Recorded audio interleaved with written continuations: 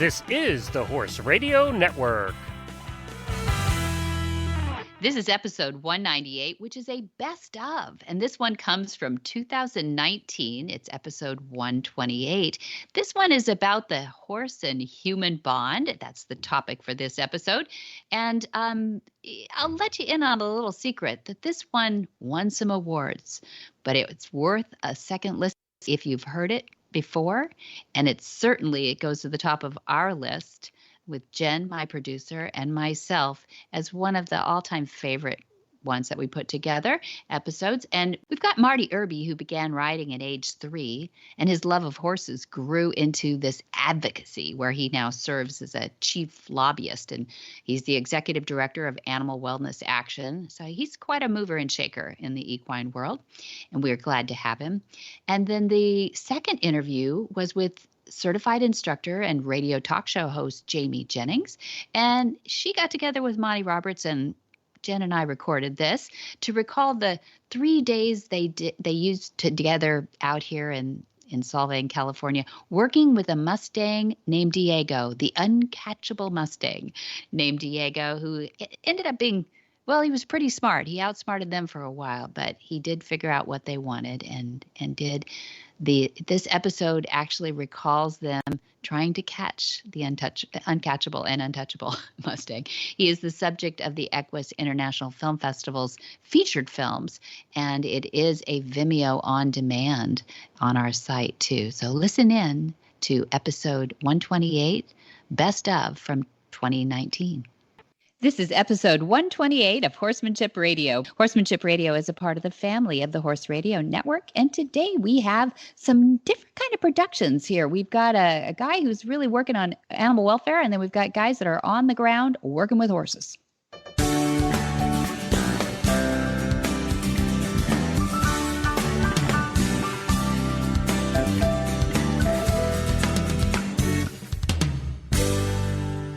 This is Debbie Laux, and you're listening to the Horsemanship Radio. Thanks for joining us. Horsemanship Radio airs on the 1st and the 15th of the month, and I have my producer, as always, Jen, with me today. Hi, Jen. Hello, Debbie. How are you doing? I'm good. How are you? I'm doing great, hanging out here. It's been a nonstop recording day for me, and I love it when I get you on days where I just am basically glued to my earphones. Aww. Because it's such a great, positive, energetic show to record. You're love it. So nice. Thank you. We sure have fun doing it, don't we? We do. It's the positive energy aspect of it is really uplifting. It's hard to listen to the Horsemanship Radio show and not feel uplifted when you're done. It's just it is. Oh my gosh. Thank you very much. You're Merry welcome. Christmas. That was really nice. Merry Christmas.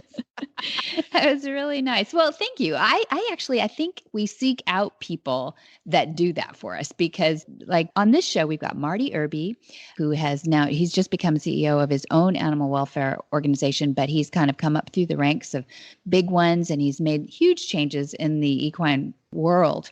And then we've got Monty Roberts, we've got Dad, and Jamie Jennings from the Horses in the Morning show to tell us a little bit about spending a couple of days together working with a Mustang. Now, how good does that get? To me, this is really fun stuff. We're starting to sound like a Mustang makeover podcast ourselves, but I think overall it's a very uplifting and energetic episode overall. Yes. I think so too. And I think people are going to enjoy it. And I've got some fresh news. You want to like ding, ding, fresh, ding, fresh, ding, fresh news? Yes, fresh, hot off the presses. What have you got? Yes. And it ties into the interview that we did with Monty Roberts and Jamie Jennings.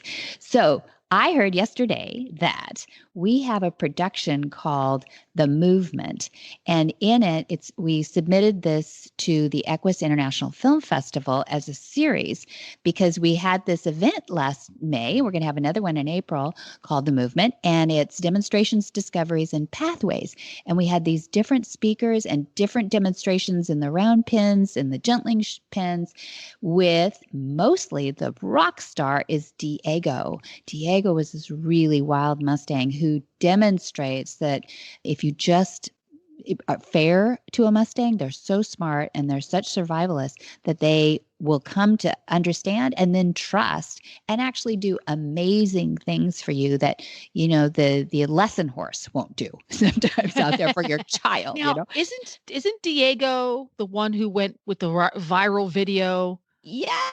Yes, Diego has a viral video out there. I'm sure a lot of folks have watched him. So you did filming during the 2018 The Movement. That's right. And you put that all together and you produced it into a little mini series. That's How many right. episodes are there? I think there's 11. And 11 episodes. It's on Vimeo. Let me look back on here. Yes, it's 11 because at the end we have a panel discussion and a Q&A with all the presenters. It's really good. And let's see, I think there's at least 2 on Diego on here. So good. And we had Hannah Selleck, that's Tom Selleck's daughter, who's a great horsewoman in her own right, in training. And then Christy Schulte Kappert, who is with the Ride Horse Initiative. They did their very first join-ups. They were so brave with Monty in the round pen. Yeah, in front of everybody. It was really fun. But you really get to, the dialogue was amazing, hearing these super experienced horse people experience their first join up. And so, it's a lot of fun. So it's on Vimeo. It's vimeo.com and it's an on demand and it's file number 152412, which doesn't mean a lot. But if you go to vimeo.com/on-demand/152412, you will find the series. And that is a finalist in, I'm hoping, I must be, wishing it into existence, but they've been officially selected as a finalist for the three Best of Award categories. You ready? Best Series, Best Training, and Best Film representing the horse-human bond. Is that awesome? Wow. My gosh. So that's the 2019 Equus International Film Festival, and that'll be held March 14 through 17 at the Roxy Theater in Missoula, Montana. It's cool. Really and I just went to Vimeo. Yeah. And I typed into the search bar at the very top of the page, Monty Roberts. And that's when it popped up right up to the top, the Movement 2018 Symposium. Oh, easy peasy. Thank you, Jen. You That's great. That's a better way to do it than instead of all those numbers. That's a lot of numbers. I was thinking the show notes might help, but that's better. So you went to vimeo.com and put Monty Roberts Backstage Passes on there too. Yes, that's true. And those are episodes that we put on in the UK and on rural TV in Canada. And then now also Horse and Country TV in the US. So people can watch on there if they get access to that too. So yeah, a lot of fun, a lot of rock star stuff here going on. I'm really excited. We'll make sure we put a link to that on the show notes page for this episode number 128 on horsemanshipradio.com. That's it. Thank you very much for saying that. Perfect. Radio.com, episode 128. Shall we get into these interviews we've been teasing about? Hi, I'm Monty Roberts. And am I excited to bring you the news of a revolutionary, new, all-in-one shedding, bathing, grooming tool. Hands-on gloves. They are fantastic. And you believe me, I've tried them all. Hands-on outperforms traditional curry combs, shedding blades, metal bristles, and all those things. Most animals will gravitate to you for more grooming and petting time. If you wear them, your animals will love you more for it. While using the hands-on gloves, you can easily handle water hoses, shampoo bottles, lead ropes, leashes, and anything you want with them on your hands. They are easy to clean, and they massage muscles and stimulate circulation while helping to distribute natural oils for a healthy skin and coat. Hands-on is changing the way we bathe, de-shed, and groom our animals forever. Hands-on gloves. They are fantastic. Marty Irby began riding Tennessee walking horses at the age of 3 and showed for the first time at the 1984 Trainers Show in Atlanta, Georgia, aboard Carbon Princess. In 2006, Marty won his first World Grand Championship in the English Trail Pleasure Division aboard the Lady of the Ritz, and has also won 7 additional world titles in Western Trail Pleasure and a full paid college scholarship to the University of South Alabama, where he earned a Bachelor of Arts degree in Community communication. This has served him well because Marty is now an advocate for equine protection and a member of Friends of Sound Horses, FOSH. Marty Irby is the executive director of Animal Wellness Action, where he serves as its chief lobbyist in Washington, D.C. Well, welcome, Marty Irby. Glad to have you back on Horsemanship Radio. How are you? Wonderful, wonderful. Thank you so much for having me again, Debbie. It's good to hear that Tennessee accent. That's so wonderful. Or is it Alabama? Tell me where were you Alabama. born? It's Alabama. Yeah, I was That's actually right. born in Mobile, Alabama. Yeah. That's right. That's right. Well, we met in Tennessee. That's right. It's been probably about, almost 15 years ago now, I think. Is that right, Marty? Yeah. We don't get old, though. Time flies. No. It does. That's right. It does. And you really have traveled a big arc around the Tennessee walking horses, and that's why we wanted to have you back. I think the last time we had you here, you were another iteration of yourself again from when we first met. Why don't you tell people a little bit about where we met and what you were showing flat shods, I know at the time, flat shod Tennessee walking horses. Tell us a little bit about what you love about Tennessee walking horses, because I think that's how I first met you. Yeah, absolutely. No, we met in the early 2000s when I was the director of sales and marketing at Waterfall Farms in Shelbyville, Tennessee. And that was a Tennessee walking horse breeding farm that was owned by the founder of Ritz-Carlton, a gentleman named Bill Johnson. And Debbie and her dad, Monty Roberts, were so great to come work with us and try to help reform some of the people in the industry who had been practicing soring, which is the intentional infliction of pain to horses' limbs to get them to perform an exaggerated gait known as the big lick. And so Monty worked with us for, I believe, over a year. It might have even been 2 years. And we just learned so much from him about natural horsemanship and how to properly take care of the horses. And it did help a lot of people in the walking horse industry. And unfortunately, though, the trainers in that industry just seemed so stubborn to continue to want to soar horses. And I remember in 2006, I think you might have been there when I won the Trail Pleasure World Grand Championship, I did, which was with a flat shot. That's right. The Lady of the Ritz was her name. That's She was a sound flat shod horse that didn't have the big shoes and chains on. And I had been showing for about, I think at that point I'd probably been showing for about 22 years. I started when I was 4 years old and had won a few world championships, but that was my first and only actually world grand championship. So you were there to witness that. And I can verify it. It was a beautiful thing, beautiful horse, beautiful ride.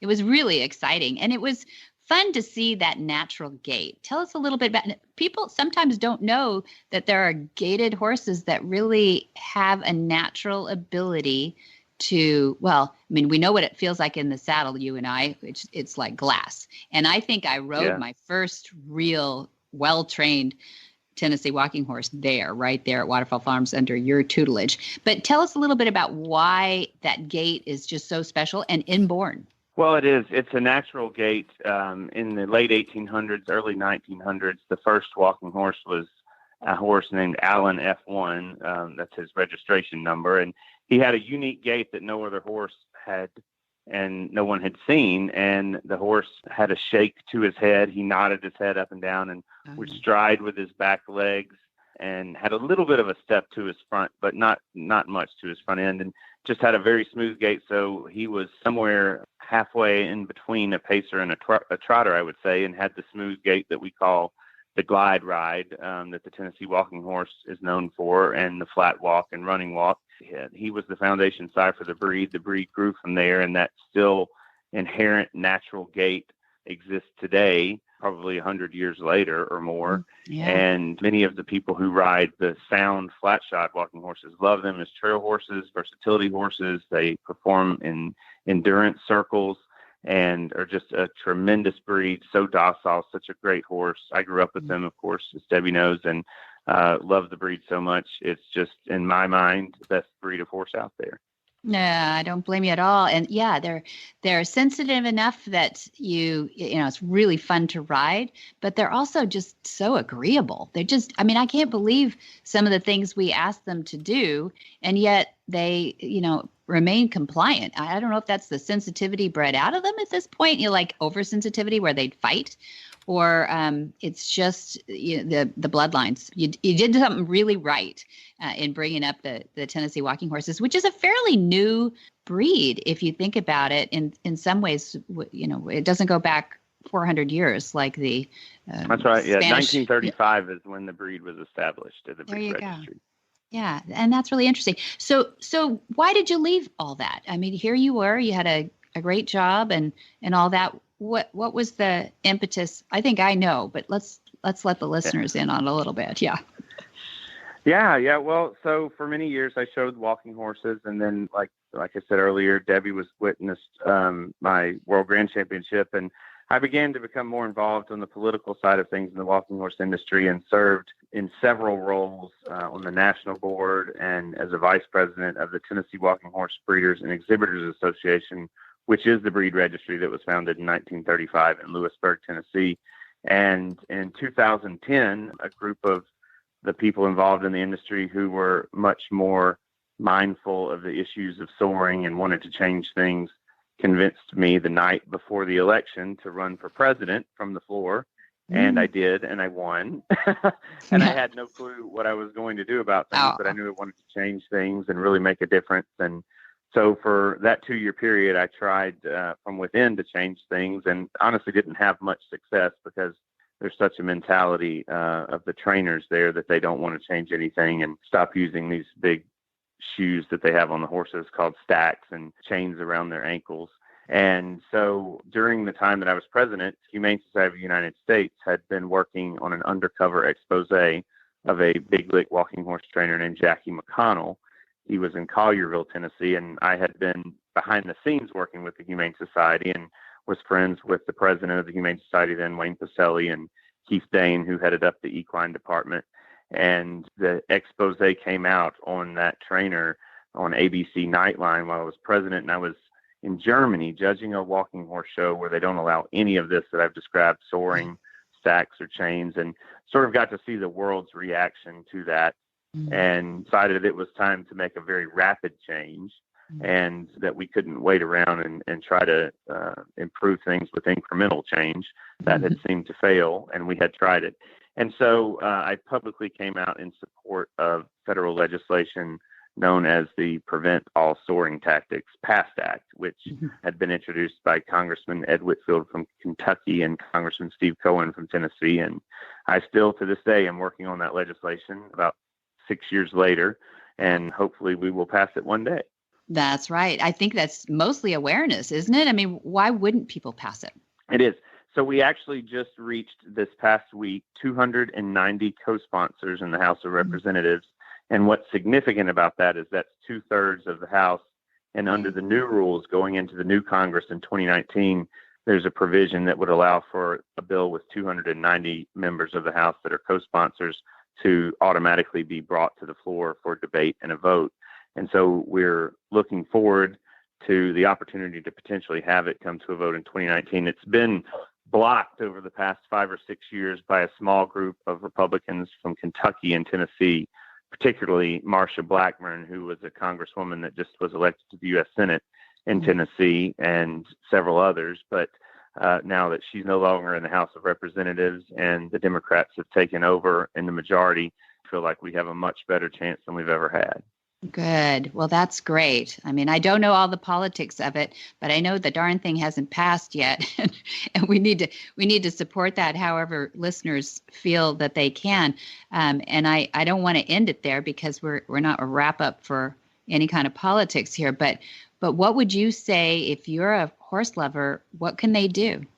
Well, I think if you're a horse lover, the most important thing that they could do is call 202-224-3121, and that's the U.S. Capitol switchboard, and ask for your member of Congress. They'll typically ask for your address, and connect with your member of Congress and ask them to co-sponsor the Prevent All Soaring Tactics Act and urge the leadership in both the House and the Senate to move that legislation to the floor for a vote. And your calls and emails will matter. They make a huge difference.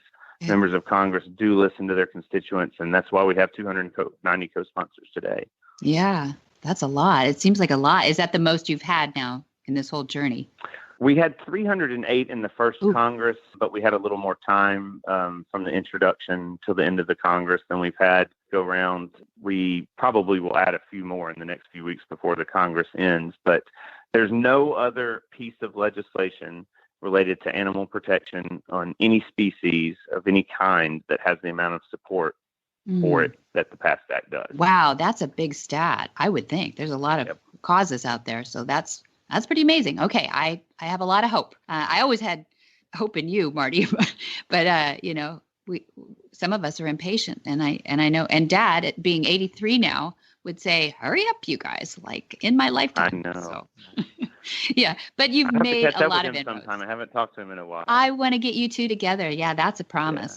Yeah. He would love to talk to you. He wanted to talk to you a little bit about the FEI and what they're doing too, and loves your perspective on, some of the things that are going on. Now, tell me about this new executive director position. So you're executive director at the Animal Wellness Action. What's changed in your life? You're still in Washington, D.C. What do you do differently now?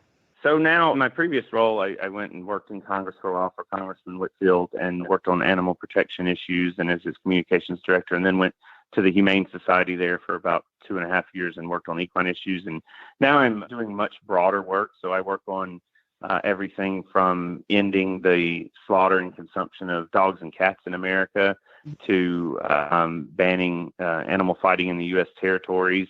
I also work on issues related to horse racing and the drugging in that industry. And just yesterday, we were fortunate enough to have, after a year and a half worth of work, 3 pieces of legislation included in the Farm Bill that passed both the House and the Senate. And it passed the House yesterday and is now headed to the president's desk. And the Dog and Cat Meat Trade Prohibition Act, the Pet and Women's Safety Act, and the Parity and Animal Cruelty Enforcement Act were all 3 included in the Farm Bill. So it's something we had been focused on and may just be the best farm bill for animal protection in modern history. Wow. So it's a much broader spectrum now, but I'm enjoying it. And I started out on this journey to end the soaring of 2,000 or 3,000 horses in the world, and have fortunately had the opportunity to pass legislation that has impacted millions of animal lives. Wow. I am so proud to know you, Marty Irby. That's really exciting. It's so great that people recognized your passion too. So now, do you ever get to ride? I don't. Unfortunately, that's something I miss so much. For the past 4 or 5 years, I had gone to a horse show in Northern California around Sacramento called Mayfest, and had helped them out just as a volunteer, and would ride a horse or go trail riding once a year there. And I missed this past year. So I probably unfortunately have not ridden a horse in about 2 years, and I miss it dearly, but hopefully I'll be able to carve some time out in the near future. That's right. It sounds like you're getting stuff accomplished so that you have to put up on your refrigerator or your dream board or whatever you keep as like, get me back in the saddle. That's where I got started in this whole journey. And you owe it to yourself. Those horses are therapeutic, Absolutely. I really miss it. And planning on doing that. I do get to attend a lot of equine events, though, through my work to end the doping in horse racing. I've been fortunate to work with the Jockey Club and a lot of those organizations, and go to a lot of the races and see things up close. So I am at least around horses. Yeah, it's good. That's wonderful good. too. Yeah. Yeah, it is good. So pretty exciting. Executive Director of Animal Wellness Action. What kind of direction is the mission statement, and where are you going with it? Is it just animal welfare? It is. It's animal protection, and we're pretty simple. We just believe that helping animals helps us all, as is evident in our work with the Pet and Women's Safety Act. That's a bill that would provide funding for victims of domestic violence to be able to help them retain their pets and keep their pets. So we're helping animals, but we're really helping people and mankind and our society as well. And staying focused on Capitol Hill on the federal level, on federal legislation and federal regulations. We have branched off into a few measures related to various state legislatures, and even a cockfighting ban in Ventura County, California last week, but mainly focused on the federal level. Okay, well, good. So I want to. That's the subject I think I want to take off with you and Dad going forth, because we're running a few programs now to help children. That one's called Lead Up, and actually we're right in the middle of the clinic right now. We spent the last 2 days with the kids. They're about 14, 13, 16 years old, and we're working with them in the round pen with the join up and human to human join ups. Wow. You know, it's really cool. And then since 2010, we've been doing Horse Sense and Healing, which is our first responders, veterans, and people with post-traumatic stress. And so, yeah, you guys have a lot of traction, a lot of sameness between horses, therapy, and people. So I'll have to get you together for our next conversation. You up for that? Absolutely. Right. I am definitely up for it. I'd love to talk to him and be involved and really appreciate that. We actually also worked on an appropriation this year to the Veterans Appropriation to help increase the dollars that are utilized for equine partnerships and veterans with post-traumatic stress. So that's something we should talk about another time, but I think that's ever increasing and a big thing on the horizon. That's awesome. Yes, I'd love to talk to you about that. And I probably have to thank you for that, because I have been watching press releases on some of that money is finally loosening up for alternative therapies, if you want to call it that. But we all know it works. Right. So yeah. It definitely wonderful. does. Wonderful. Thank you again, Marty, for carving out some time. I know it's a congratulatory day, so thank you for taking some time to speak to us and catching us up. And I want you to go home and celebrate and get on a horse. Well, I will, and I greatly appreciate you, Debbie, and the opportunity to be here and talk today, and I'm so thankful for your friendship over the years and all that you and your dad and mom have done for the horses. You've just done so much tremendous work that has impacted so many equine lives. I applaud you as well. Thank you very much, and thanks for being on Horsemanship Radio, Marty. Hi, Carol Herder here, president of Cavallo, home of the world's most trusted and popular hoof boots. You know, one of the most interesting parts of what I do is the many horsey stories I get to hear. Most of them are really uplifting. Some are stories of challenges, and a few are downright sad. Recently, a wonderful woman took the time to approach us at a show to share a story about her horse who went down in quicksand. It started out as a really scary story. We were holding our breaths, waiting for the outcome, and it turned out wonderful. They winched the horse out relatively unscathed, albeit, a little traumatized, and everyone standing around were super amazed that he still had his Cavallo hoof boots on. Scary story with a good ending. Another testament to Cavallo. If you don't have a pair for your horse, it's time. Cavallos are easy to put on, easy to take off when you want to take them off, and they stay on. They stay on in all terrain. Cavallo, the world's most trusted hoof boots. Horse and Hound magazine named Monty Roberts as one of the top 50 all-time greatest horsemen. He's the creator of the world-renowned and revolutionary equine training technique called Join Up. Monty travels the world demonstrating that nonviolent, gentle training creates breakthrough performance as you partner with your horse. Growing up on a working horse farm, Monty witnessed traditional, often violent methods of horse training and breaking the spirit with an abusive hand. Rejecting that, he went on to win 9 world championships in the show ring. Today, Monty's goal is to share his message that violence is never the answer. Monty's credited with launching the first of its kind, Equus Online University. It's an interactive online lesson site that is the definitive learning tool for violence-free training. And we have with him Jamie Jennings. Jamie Jennings is the host of the popular podcast Horses in the Morning on the Horse Radio Network. Jamie has lived all over the country as a military wife and spent the last 10 years in Arizona. She competes in the sport of 3-day eventing and has completed all across the country. Her favorite thing is transitioning horses off the racetrack to their second careers, and also has a deep love for Mustangs. She had been training horses and people for years, but upon seeing Monty's methods at a demonstration, she wanted to learn more. From there, she was able to travel the Flag is Up farms multiple times, spending ample time with Monty and all the wonderful instructors there. She received her certification in the summer of 2018. Jamie and her husband, Chad, relocated their facility, Flyover Farm, to Norman, Oklahoma in the fall of 2018, and now she offers Monty's courses too. Well, welcome. I've got two prestigious horse trainers on with me right now. This is going to be fun. I've got Jamie Jennings in person, and I have Monty Roberts in his bedroom. Are you there, Jeff? So we were working this out. We're all on the farm, and we're working out where we can talk to each other without talking to each other, but we ended up figuring it out. And I'm really excited because the fact that they're on the farm together tells you that they were out there working with horses together.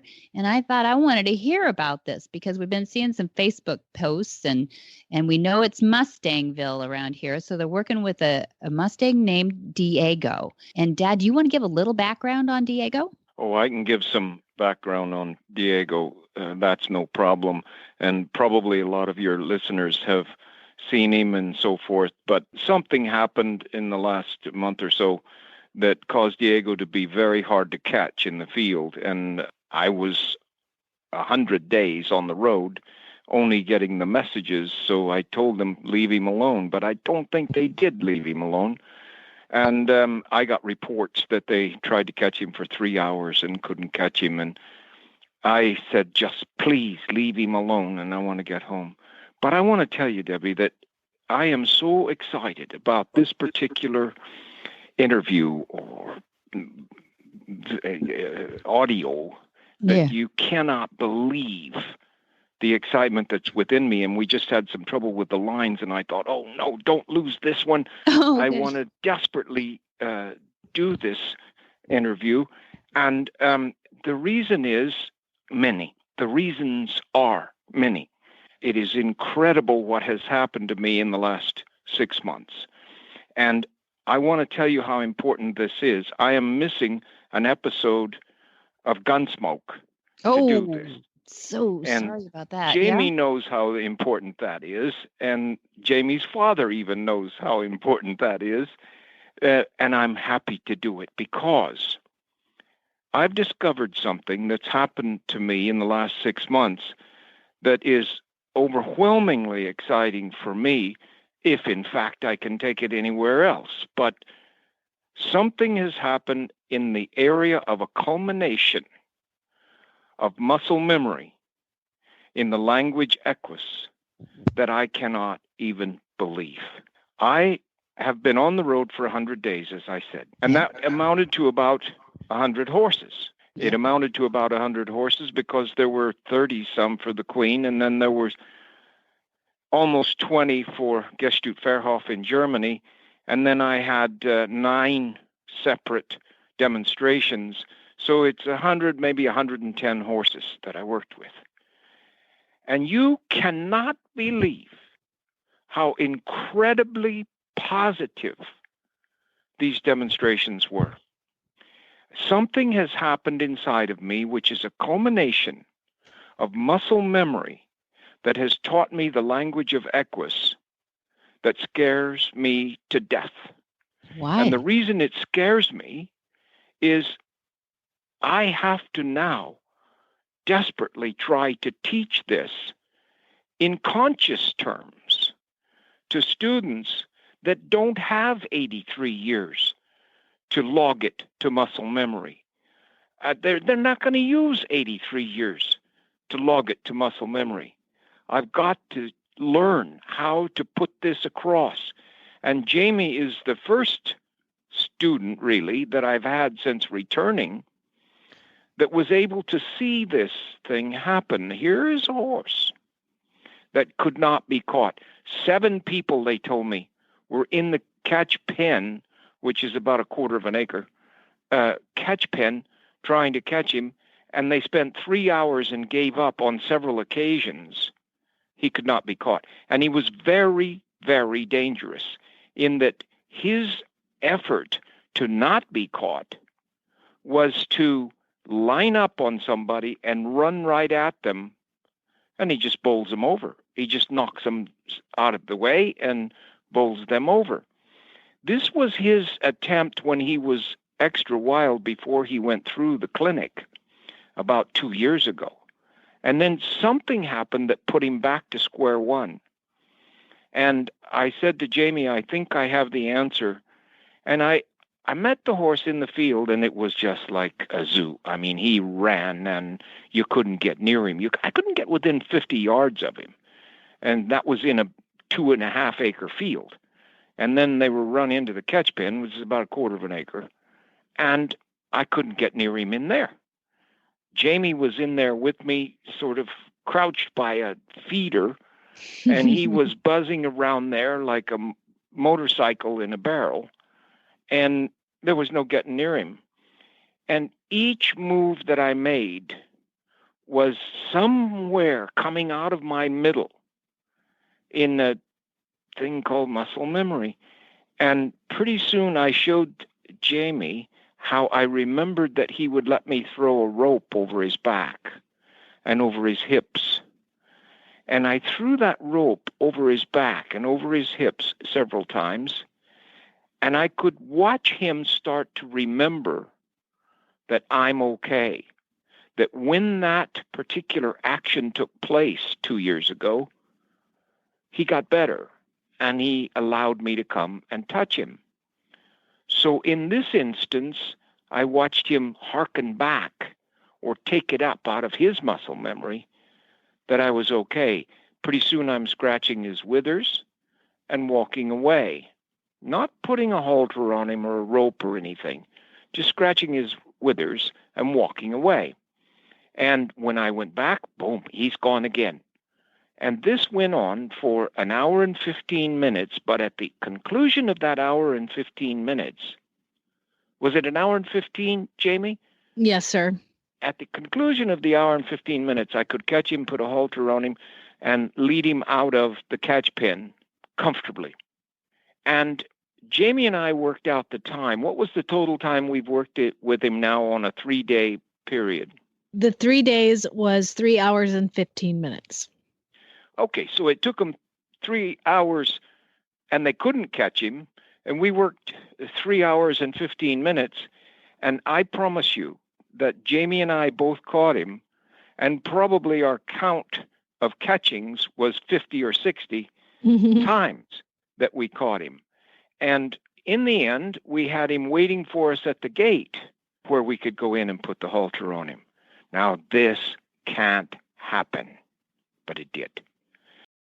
If you're a horse owner or a trainer that cares, I'd love to introduce you to the American Harvest Products premium hemp extracts and their new product, equine hemp pellets. With American Harvest hemp-derived CBD pellets, horses could benefit from faster recover from performance activities, get a feeling of relief from inflammation or pain, a sense of calmness or reduced nervousness, and even ease of digestion. The natural equine hemp pellets are vet formulated, produced from natural hemp, and manufactured with potent raw CBD and no chemical processing, obtaining a palatable flavored pellet. If a liquid application is more convenient for you, American Harvest produces a THC-free CBD oil, the premium hemp extract. Ask for American Harvest at your favorite equine shop, any Hubbard dealer, or online at store.alltech.com. And I tell you it did, because the inner muscle memory kicked in, and I knew the gestures to make. I knew the directions to go. I knew where my eyes were, where my shoulders, where my fingers, hands, arms were. It is a magical thing. I've known it was magical for 50 years, 60 years now. But I didn't know how magical it was. And I think, Jamie, I'm going to put her on now. I think she would be the closest thing I could make to a heavenly judgment from the sky of what I did. Jamie, what did you see? I saw a horse that was dangerous, really, really, really dangerous, and really afraid. I mean, he was dangerous because he was afraid. Something in his life has happened to him, and he has not had a bunch of really positive experiences with humans in the last 6 months since he's been kind of out and being a babysitter. So he hasn't even seen that many people. And when he did see people, it was 7 guys trying to catch him in in a catch pen there. And I saw a man, you, walk out there and just act like you had all the time in the world. And when you go out to catch a horse, I think that struck me as the kind of demeanor and the relaxation and the core that you kind of carry, which is like just a relaxed approach to going out there. It was not, I'm going to run out there and catch him and bring him in. It was, I'm going to run out there and I'm just going to walk around and you take your time. And if I can rub you, great. And then I'll walk away. And so using the approach and retreat and patience of Job, you were able to get him caught. And, catching your horse is one part of your day, but you don't want to struggle with catching your horse. You want to walk out there and catch your horse. So guess what? We had to practice. We had to practice and practice and practice teaching Diego how to be caught. And it's been an absolute pleasure and honor to sit here with you for 3 days. I think, as weird as it sounds, I think my favorite thing to do is just walk in, catch the horse and walk out, and just take that as a day. An activity is just my favorite thing to do. So it was definitely a pleasure being around you and just watching your demeanor and watching your patience level. And I've learned enough here now that I'm a certified instructor to not let your adrenaline get up and not let your adrenaline get the best of you, because your adrenaline level only affects the horse. So as Diego's running around and I'm standing by the feeder and you're in the middle, neither one of us got upset. Neither one of us got tense. Neither one of us got stressed. And we just let him have his activity. And when he had relaxed and lowered his adrenaline, that's when the learning started. Yeah, it was incredible for me. And my whole trip on this particular autumn, my whole trip for that 100 days was filled with horses like this. And I just couldn't do it wrong. Everything was going right for me. And we put in, I think, several of the top 5 kind of demonstrations that I've ever done. And Debbie, you'll be amused by this, because we had a situation occur today that was quite amusing, really. We were catching Diego in various places, over by the quarter horse barn and in a small pen, and then down in the catch pen and out in the field and so forth and so on. Well, today was a day where we moved backwards right out through small area, then bigger area, then the field, and we went out to the field. And what do you think they put in the field before we got there, next to Diego and Tucker, 2 Mustangs? They put 3 horses with blankets on of varying splashy colors. And one of them had a zebra blanket on. And they went sailing around their field, and Diego went nuts. His tail was straight in the air, and he flew around there. And I thought, oh, my word, I will never get him caught. And they flew around that field, obviously very frightened by or amused by or something, I don't know, these 3 horses that fell out of the sky. They came from outer space. They were definite aliens. Yeah, they haven't seen a zebra before. So, I mean, these were seen a zebra before. And I swear to you, I thought somebody put a zebra in the field as I saw it. Yeah. These are full cover fly sheets, head to tail, like completely. One is, a couple of them are just white and the other one is zebra print. And yeah, it looks, I thought there was a zebra out there. I was like, who did that? Well, certainly Diego thought there was, I tell you. And they ran down and went in the catch pen, and it was almost as though both Tucker and Diego were saying, please come get me, let me get close to you. And they were circling around us, and we were suddenly their best friends. The whole thing worked. You couldn't put it on paper. You could not possibly dream up a set of circumstances that would be more positive in the learning curve of horsemanship than this was. It was overwhelming. And I know that I can do things now. This recent horse called Pakistan Star won $4.5 million after a 2-day visit from me when he had been banned from racing globally. And there's a horse in Australia that they haven't brought me yet that won't break from the starting gate. He just won't go. The rest of the field goes, and he goes. Now, this is a horse that earned $9 million in racing, and he won't leave the gate. $9 million. He's the winningest sprinter in the history of the thoroughbred breed. And he's finished. He's banned for life in Australia, and the owners are meeting, I think, today. Isn't that right, Debbie? Yeah. So there's Chautauqua, who is the one banned from Australia, and then Pakistan Star was Hong Kong, and he's being put up for a possible ban. He's not banned yet. Yeah. That's right. Yeah. Yeah. So and these are the kind of horses I get, and right. Normal human beings, and I'm not going to call them bad people. I'm not going to say they are not good horsemen. In fact, both of them are Hall of Fame That's horsemen. right. That's right. Both of them, Hall of Fame horsemen that are training these. And, I'm not going to say they're bad people or they have bad intentions, but they haven't learned what I've learned. That's right. And when you put it to your muscle memory, when you can't get it wrong, mm-hmm. there is a feeling that goes through your middle that is overwhelming. And Debbie and I are both so excited because we're being offered a position to select horses for a man, and good things are coming our way. Mm-hmm. Lots of good things are coming our way, and that's well and good. But at 83, there's no greed I was in me. I was gonna say at 83. So you didn't get into the horse business until you were how old? 3. Okay, and so we got you figured out before that. So you said at the top of this that something scared you, that you feel this responsibility to pass it on.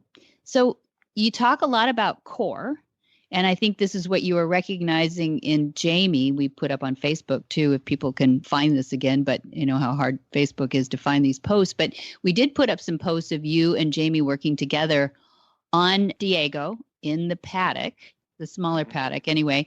And you talked a lot about core. And so how do you convey core to Jamie, even a certified instructor? I know you're still teaching. Yeah, but in Jamie's case, several things apply. Number one, she went through all the courses. And number two, she heard a lot from me about diaphragmatic breathing and learning to relax and knowing what your body is all about as you work with horses. She was experiencing this as she went through the classes. Not that I knew then what I know now, because it's the last 6 months have just been overwhelming. But there was a good start there. And then in addition to that, Jamie has horses of her own. And she helps other young people that are coming along with their horses and works with some remedial horses. So she was well on her way. What I need is to be able to take the Jamies of the world and crank this up so that I can teach them these things in a reasonable period of time, and that they can learn them not just organically through experience, but academically, that we know what's happening so we can teach it to them. I got to figure out what's happening inside of me so that I know how to impart that to these students. And I'm going to try. I'm really going to try. And Jamie's a good place for me to start. And Joe from Wales is another spot for me, because and Simon Stokes in Germany. These are all students of mine that have particular talents to get it right, pretty close,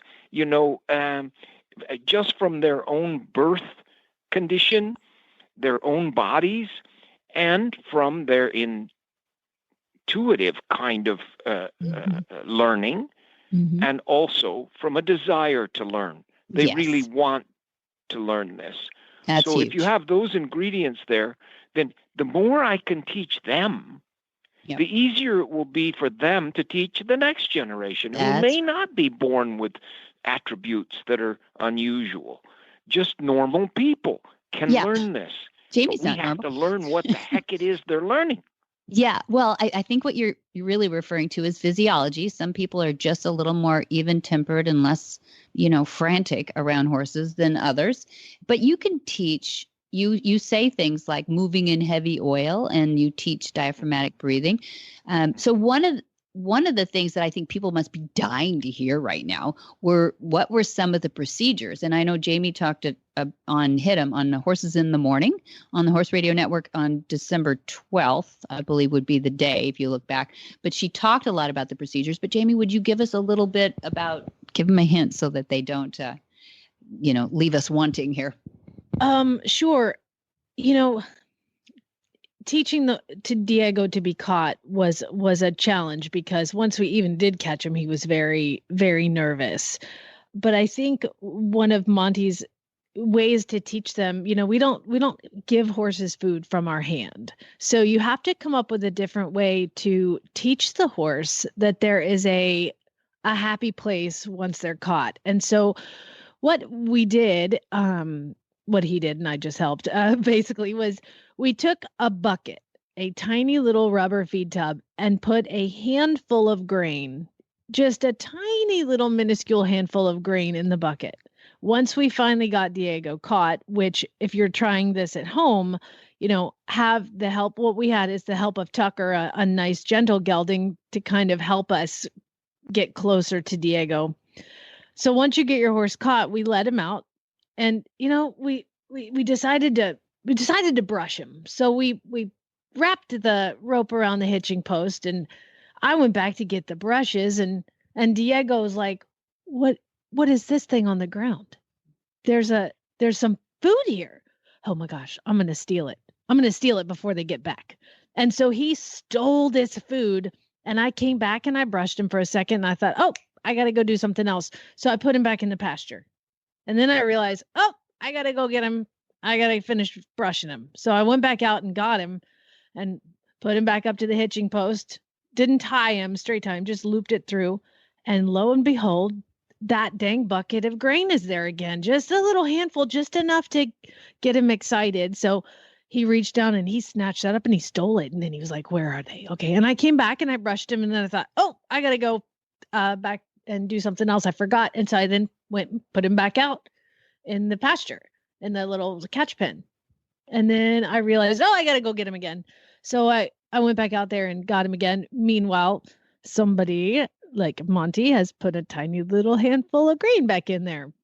And we went out and got him again. This time, instead of having to walk all the way to the back of the paddock, he's about halfway up and he's interested.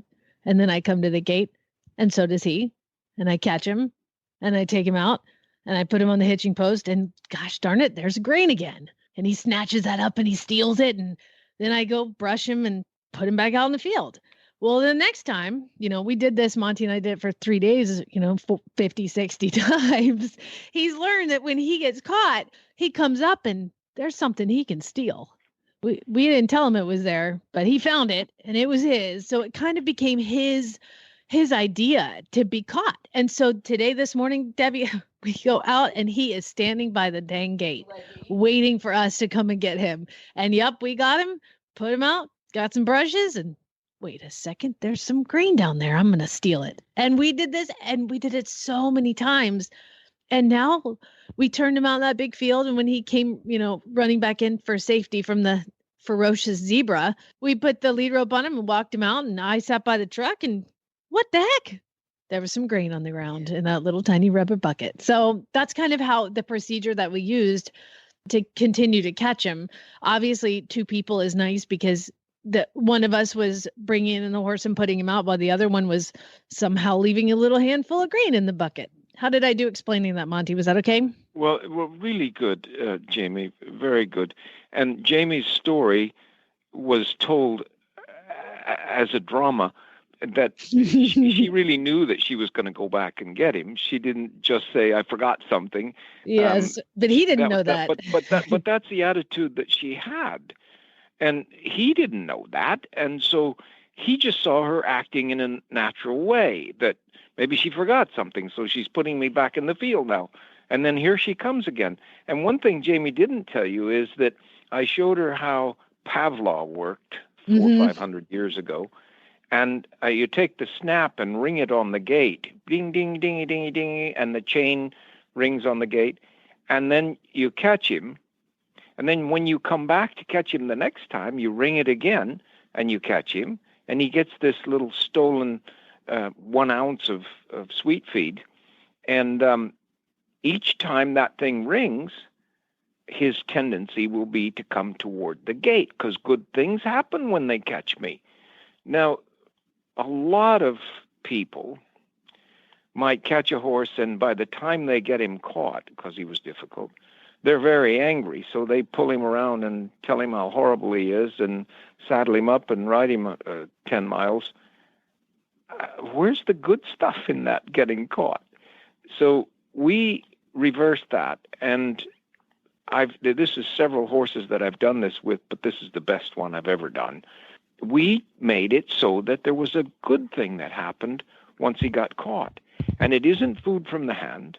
He wasn't looking to us to bite us or close because we fed him from the hand. He just stole a little bit of grain, just a few kernels of grain, from the bottom of a rubber tub. And that's good enough. It's just a positive experience from being caught.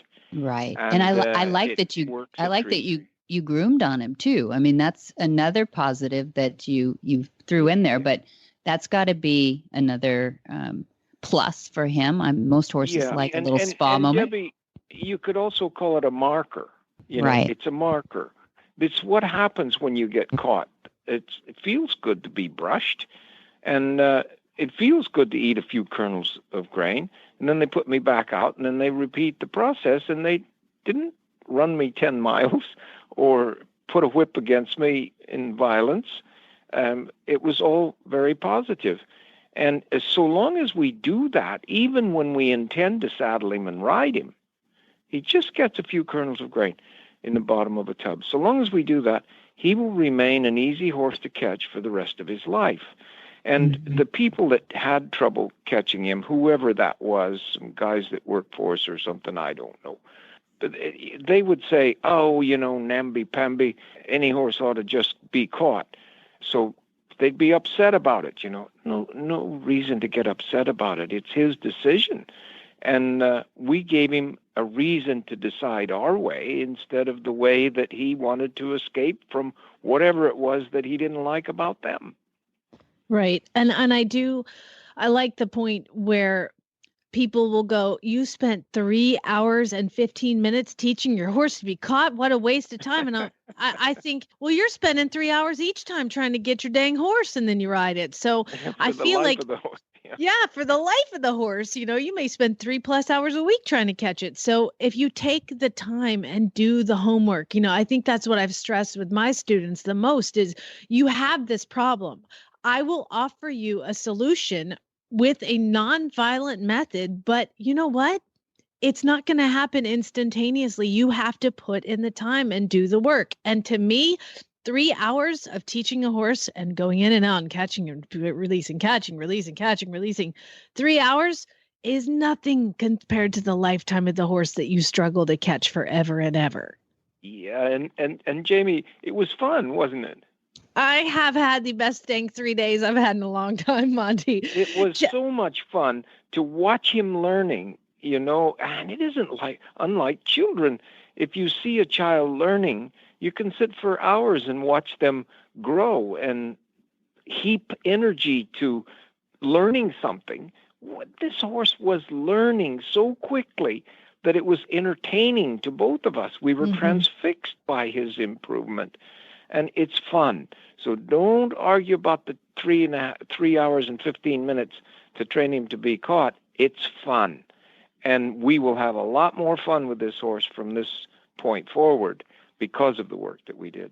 It's funny, Monty, my husband, who's at home taking care of our farm, he asked me at the end of the day, what'd you do today? Well, I caught a horse. And then I let him go, and then I caught him again. And to him, a non-horse person, a military guy, he's like, what? You mean you flew all the way to California to catch a dang horse? Yeah, it is hard for normal people to understand some of these things. But It is. it isn't terribly unlike raising a child, having a child learn certain things like that. If there's light at the end of the tunnel in the learning process, if they're having fun with it, if they're accomplishing something, and it turns out to be a positive experience for them, learning goes up. If it turns out to be drudgery, learning goes down. And that's all we did. It's pretty darn simple when you stop and think about it. Well, it was simple and it was fun. And thank you so much for teaching me. Oh, Jamie, anytime. I tell you, I'd like to repeat something like this once a week. I'm not sure my old body could take it, but I loved every minute of it. Y'all should have seen Monty sprinting through the field the other day. I mean, it was awesome. It was impressive. Oh, yeah. Okay. Well, thank you both. Debbie? It's a great story. It's a great version of the things that you all do. I know all the time, and this applies. This isn't just if you don't have a horse that can't be caught. Forget about all that stuff. Yeah, you will eventually anyway. That's true. But also these concepts that you're talking about apply for really any kind of issue that you might run up against, or just a gut check, right? Yeah, and Debbie, most people that have horses will tell you catching isn't so difficult. It's the loading in the trailer. Or catching isn't so difficult. It's getting them to stand at the mounting block or things like that, So there are things, any number of things, that confound the process of enjoying your horse. And if you just stop, take a breath, learn to diaphragmatic breathe, take it in stride, and stay calm, figure out a way to make it as good for the horse as it is for you, the two of you will get along a lot better and have a lot more fun. Agreed. So we're 3 parts of a 4-part team running off to do a lead-up clinic now. You excited about that? I am indeed. We have these kids coming that are like 12, 13-year-old kids, youth at risk here in this Santa Barbara County community of California. And it's so much fun to watch them learn. It's been really fun to teach them and watch the transformation of these at-risk youth when they lay their hands on a horse. And it's just been really awesome. And I look forward to doing more lead ups in the future and doing the military clinics. It's really amazing to watch horses transform and also to watch the people transform. So it kind of goes both ways, horses and humans. They just need to breathe, relax, and enjoy themselves, and life will get better. Well, thank you. Thank you both for being partners for the horse and for helping people get to know them a little bit more. Thank you both. Thank you for having us on, Debbie. Thank you. Whisper the language of the herd. Listen, you don't have to say a word. It's time for Jamie Jennings to fetch an email from Monty Roberts' inbox and share a morsel of Monty's wisdom in a little segment we like to call Ask Monty. Leave this world a better place than mine. The magic in the language of... Dear Monty, I'm enrolled with your online university and am enjoying the lessons. I am new to horsemanship and do not yet own a horse. I found a ranch here in Southern California, LA area, to begin my real-world lessons to handle horses. The current method is to start with a light hand and to increase the pressure until I get the horse to do what I want. Recently, my coaches told me to increase the pressure, continue to kick the sides of the horse until he moves, as I want for a walk, trot, or lope. These are not light kicks, but very hard. I work up a sweat doing this. It feels violent as I'm doing the kicking, and my inner balance is upended. My frustration is growing. It feels wrong. I've watched other master trainers ride without kicking, and I'm being coached to do it to get the horse to cooperate or submit. It's gotten to the point that when I go to get the horse to prep for the lessons, I project his anticipation on seeing me as, oh no, it's him again, and he's already decided on his level of cooperation for the lesson. Then the lesson becomes an argument instead of a conversation. By the way, this adds to my hesitation of owning a horse, along with other factors. I need some advice. Tom. Monty's answer. Dear Tom, Wouldn't it be nice if every novice horseman read their horses the way you have? This description you have written outlines for me a set of principles all too often present in the world of traditional horsemanship dating back 6,000 years. What you have described is wrong. I haven't met your instructor, nor do I know for certain your description is absolutely correct. If it is a reasonable outline of what you are told to do, then it is dead wrong and you need help. Please accept my invitation to continue visiting lessons on the online university, and since Southern California is your home, have a hard look at the courses available on my farm in Solvang, California. Thank you for your interest, and please stay in touch. For more of these insights into good horsemanship, go to www.montyroberts.com and click on the orange banner that says Get Free Horse Tips. Hi, I'm Monty Roberts, and I'm dedicated to training horses without pain. You can learn to do it too on my Equus Online University. Western, English, the beginner, or the advanced rider, it doesn't matter. You can connect with other students online too, on our forum, and there's a new lesson every week. It's a lifetime of learning for you on my Equus Online University at montyroberts.com. What in the wide, wide world of sports is going on here?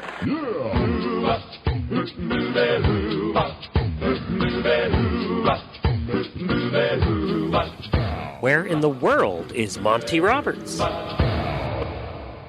Monty is looking forward to meeting some new friends, two-legged and four-legged, February 1 through 3. Starting right now as you listen to this is the introductory course module 1. And then February 8 to 10, there is the introductory course module 2. February 11 to 13 is the longlining course. February 15 to 17, that's the President's Day weekend there, is the Equine Facility Management Clinic, EFM through CHA. Then February 19 to 21 is the join-up course. February 22 to 24 is an introductory course, module 3. February 20 to 24 is Norway. Monty's going to be in Norway at the Norwegian Horse Festival. And then March 1 to 3, we have a prep for the introductory exams. That'll be important. It's a part of completing your introductory course on to becoming an instructor in the Monty Roberts methods. And then March 4 through 6, we have the join-up course. March 7 through 9, a longlining course. March 9 through 17, we have Monty over in Germany. He's at Equitana. That's the largest equine trade show on earth, and he'll be doing live demonstrations there. And then we'll stop here in April at April 29 and 30 is the movement. We spoke about that at the top of the segues here. And that will be at Flag Is Up Farms in Solvang, California. It's a Monday and a Tuesday. So make sure you tell your boss you really need to be there because it's one of the most important events we do all year. That's very interesting how a lot of the things that you do at Flag Is Up Farms, when you said tell your boss you need to be there, because they're applicable to everyday life and everyday life in the workplace. That's right. Regardless of whether or not a horse has anything to do with what you do in your everyday life or in your work life. That's right. That's right. We take the middle management takes these back into their Monday office meetings, and we just have a lot of people that their vocation, it funds their avocation, which are horses, but people know that there's just certain qualities about horses that really improve different things that they do in their life, whether it's familial relationships, whether it's your job, your hobbies, outside of horses even. It just makes you I think horses make you a better person. There you go. So if someone is curious about improving their familial relationships, or if there's someone who has people they work with that work for them that are curious about how some of these programs could help their business, they could call somebody at Flag Is Up Farms and you guys could help them out.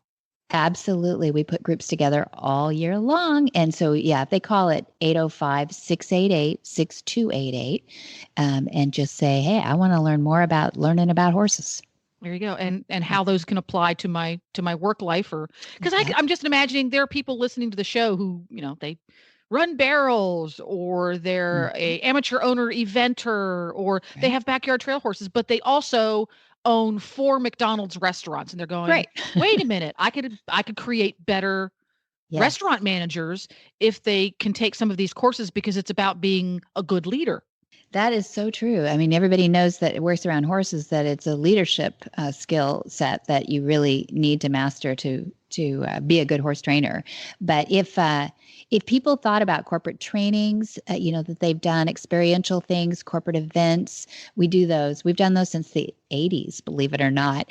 And we have a lot of fun with it. And we've had probably every corporation you've ever can think of off the top of your head. Over 500 corporations have come through and done corporate training. Yeah. And corporate events. So sometimes they're like, a gift to their top management, and they get to come and have fun.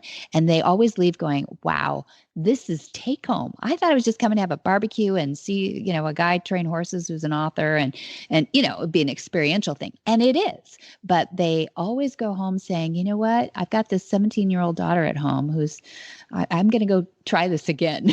They're struggling with their relationship because it's in transition, and they could take that home and make it better. Yeah. Pretty cool. Yeah. It's pretty cool. And if you couldn't get all that in your memory banks while you drive down the road or clean the stall as you listen to the show, you can also go to montyroberts.com and get all that same information along with the phone number. And for details about today's show, you can go to horsemanshipradio.com, where you'll find links, photos, more information about the guests and topics. And you're going to go to horsemanshipradio.com and you're going to look for episode 128. That'll make it quick and easy. Nice. And we love your feedback. It helps us get new ideas for the show. See, Debbie does this show a lot. So sometimes the idea file is a little empty. So if you're just you're jonesing to hear about a topic or hear from some really influential and amazing person making the horse world better, drop her a line, go to Facebook, Monty Roberts, look for the one that has the little blue check mark. That's the official one. And write it on there. You can drop her an email at horsemanshipradio.com. You can also follow Monty on Twitter. If you're one of those folks, it's Monty_Roberts. And he's totally new and relevant. He's on Instagram. That's right. He's Monty on Instagram. Roberts. IG. That's right. And get the Horse Radio Network app so you don't miss any shows of the Horsemanship Radio or any other. You can get it by going to your app store and searching Horse Radio Network. Download it today. It's free and easy to use for your Android or iPhone.